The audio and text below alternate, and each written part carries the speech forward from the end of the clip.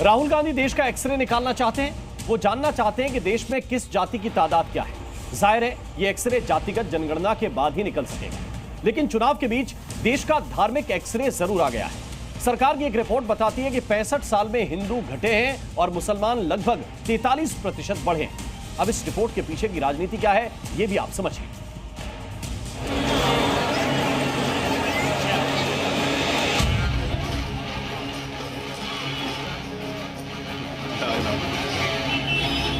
कांग्रेस एक खतरनाक खेल खेल रही है।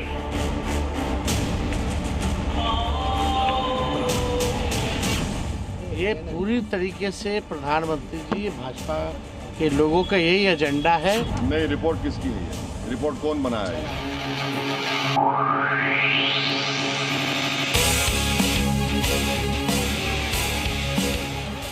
जनसंख्या वो मुद्दा है जो हिंदुस्तान की सियासत में सालों से उठता रहा है।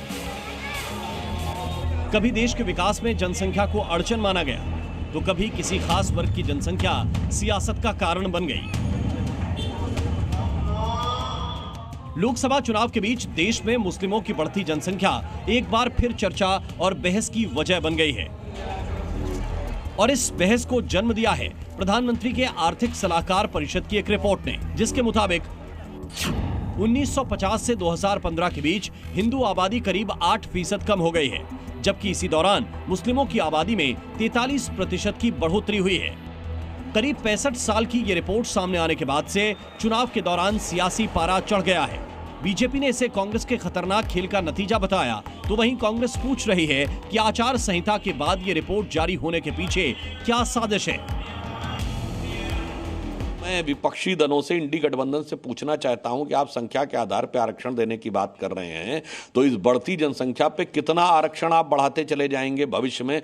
इसलिए यह दर्शाता है कि कांग्रेस एक खतरनाक खेल खेल रही है।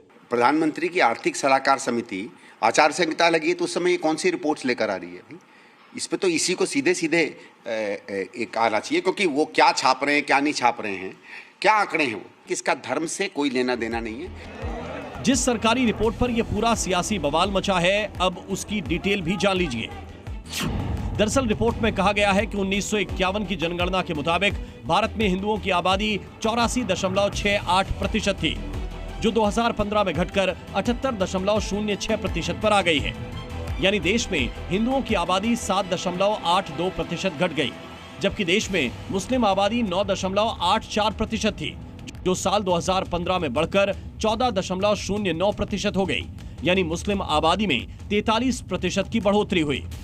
इस बीच आपके लिए यह भी जानना जरूरी है कि देश की कुल आबादी 140 करोड़ के पास पहुंच गई है। आपको देश में कुछ ऐसे सरकारी नारे बताते हैं जो पॉपुलेशन कंट्रोल के लिए सरकार की तरफ से जारी किए गए। वक्त वक्त पर ये नारे आते रहे। पहला नारा आपको याद होगा, हम दो हमारे दो। एक नारा ये लगाया गया।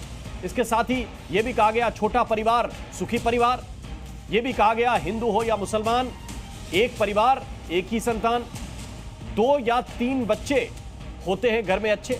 ऐसे कई स्लोगन आपने दीवारों पर लिखे हुए देखे होंगे। ये वो नारे हैं जो भारत सरकार या स्वयंसेवी संस्थाओं ने इश्तिहार या विज्ञापन के जरिए लोगों तक पहुंचाए, मगर इनका उम्मीद के मुताबिक असर नहीं हुआ। हालांकि केंद्र में बीजेपी सरकार आने पर इस दिशा में कई बार कोशिश की गई।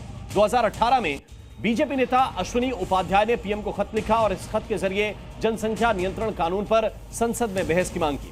2019 में आरएसएस विचारक राकेश सिन्हा ने जनसंख्या विनियमन विधेयक पेश किया। यह प्राइवेट मेंबर बिल था, जिसमें ज्यादा बच्चे वालों पर कड़ाई का प्रस्ताव रखा गया था।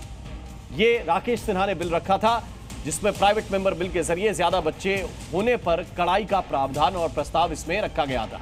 बिल में ज्यादा बच्चे अगर होते हैं तो दंड, सरकारी लाभ से वंचित करना, इस तरह की बातें कही गई थी। 2000 में भी बीजेपी सरकार ने जनसंख्या नियंत्रण कानून की सिफारिश की थी।